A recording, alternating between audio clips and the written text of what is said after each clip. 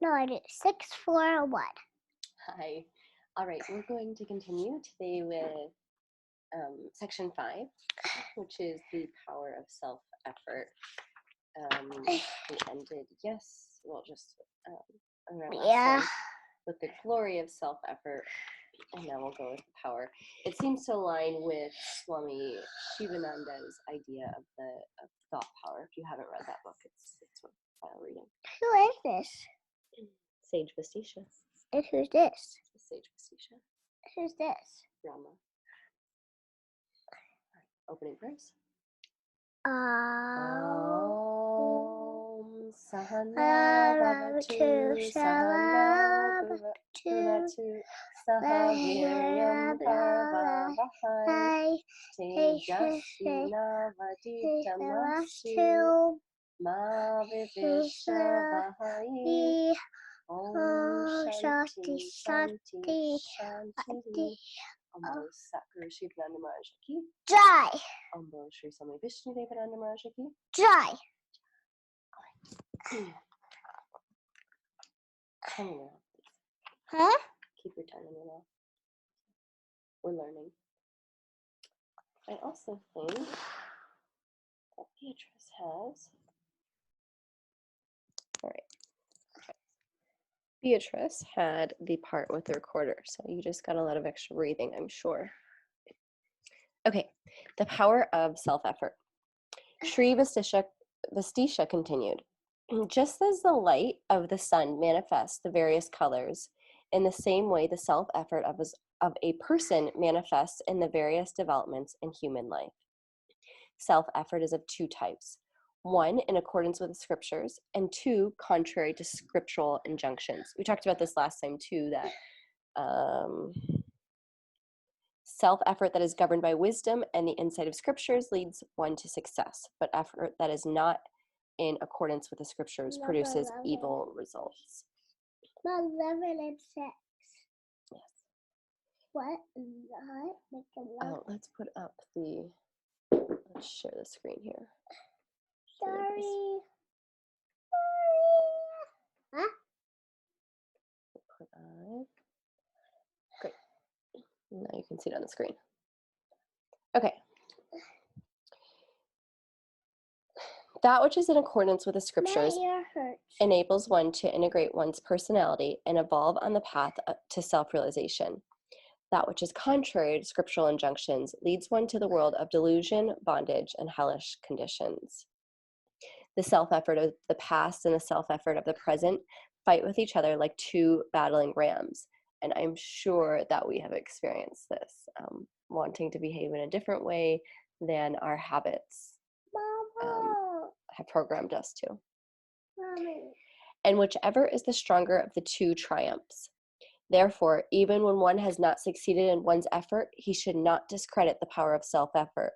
It is the self-effort of his past that has asserted itself. Therefore, an aspirant must take recourse to good association and perform self-effort in accordance with the scriptures in order to overcome the obstructive karmas of the past. Even the obstructions presented by gods are due to the negative karmas of the past. When the positive karmas are strengthened, all obstructions are overcome. Let a person perform his self-effort with all his strength, with gritting teeth and clenched fists. Let him not surrender. What I'm thinking here is, gritting teeth and clenched fists. And then how do you have this sort of desire and drive without getting angry to those around you? Because this is also the ideal. Anyways. Let him not surrender to the past effort performed in previous births. The present self-effort has the potentiality to conquer all past efforts. One's effort must be maintained until the past negative karma is overpowered. The virtues of this life are bound to overcome the vices of past lives. Therefore, one must cultivate serenity, self-control, reflection, and meditation by his self-effort. A man devoid of self-effort is worse than a slothful donkey. Having faith in the divine self as his inner reality, he must gird up his loins to attain liberation through self-realization. Just as a lion emerges out of the cage by breaking it, so one must release oneself from the fetters of the world process by the force of self-effort. An aspirant should consider his body perishable. He should not act like an animal devoid of reason. He should pursue the conduct of great men and sages. He should not waste his youthful energy in tasting the disgusting pleasures of the senses, like vermin reveling in the pus of a blistered sore. Rather, he should take recourse to self-effort for attaining self-realization. No, thank you, Beatrice. Mama, One who ignores I wish you could have a new helper. Are you done being my helper? No, what will her turns when Leela be? Okay, go help Dad. Leela? One who ignores... Leela. Beatrice, no thank you. One who ignores his present ability for self-effort and is frightened by his past might as well be frightened... Okay, good.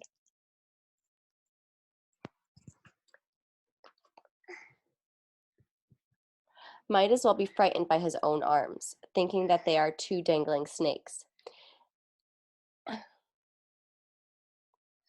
And if one says that he is led by destiny, then his blackened countenance is abhorred by the goddess of prosperity. Lakshmi, the goddess of prosperity, turns away from anyone who relies on destiny. That's interesting. The goddess Lakshmi turns away from anyone who relies on destiny. All great men attained success through their self-effort. Reliance on destiny is an expression of ignorance and is the main cause of failure. True self-effort joins with good association and is guided by scriptural wisdom. Such self-effort gives its results in short time, but self-effort devoid of insight and wisdom leads to negative developments. Men who were once sunk in the worst conditions of adversity and poverty have risen to the heights of gods by the virtue of their self-effort. We had a bit of discussion on this one of the Monday night meetings, women's circles, and there's a discussion of living in a country that allows for this sort of development. Certainly there's cultures where these discussions really aren't supported at all. And anyway, so we were talking about the US and this idea of the American dream. And it's just, to me, I see this idea of the American dream of becoming who you want to be all over Indian philosophy. And who would have thought? It's been interesting to come to that realization. Self-effort must be sustained from a very early age in order that it may be powerful and intensive. A self-effort that has been adapted without sustained perseverance in a sporadic manner is like a tender thorn that cannot be used to remove a hard thorn from one's body. In other words, such self-effort is unable to gather enough strength to overthrow the karmas of the past. If this inauspicious laziness did not exist in this world, who would not have attained success in supreme bliss? It is the lack of promptness caused by dullness and by the habit of mental procrastination, which deprives one of success and achievement. I'm very familiar with this. Right, I think it's the 5 points of yoga that are taught in the Shivananda lineage, and one of them being right diet, which will help to uplift that tamas, which creates the dullness, which helps us just from a physiological point. It supports us in being more prompt and not being so dull. Due to dullness and laziness, this world teems with human beings who are nothing but miserable animals driven by the instinctive urges of life. After one has overcome childish fickleness, he must study yoga under the guidance of a guru. He must discover the faults of his personality and endeavor to remove them in order to attain self-realization. This is the perspective of self-effort. It is a process leading to self-realization. There's also this idea that we're our own guru, and we are, but having an outside person be able to reflect back to you all the things that you can't see about yourself is invaluable. So thank you to Swami Shankarananda, and thank you to our teachers who wrote these scriptures for us or translated them for us. Do you want to do closing prayers with me? Om Purnamida Purnamidam Purnat Purnamudashate Purnasya Purnamadaya Purnameva Vashishate. Om Shanti Shanti Shanti.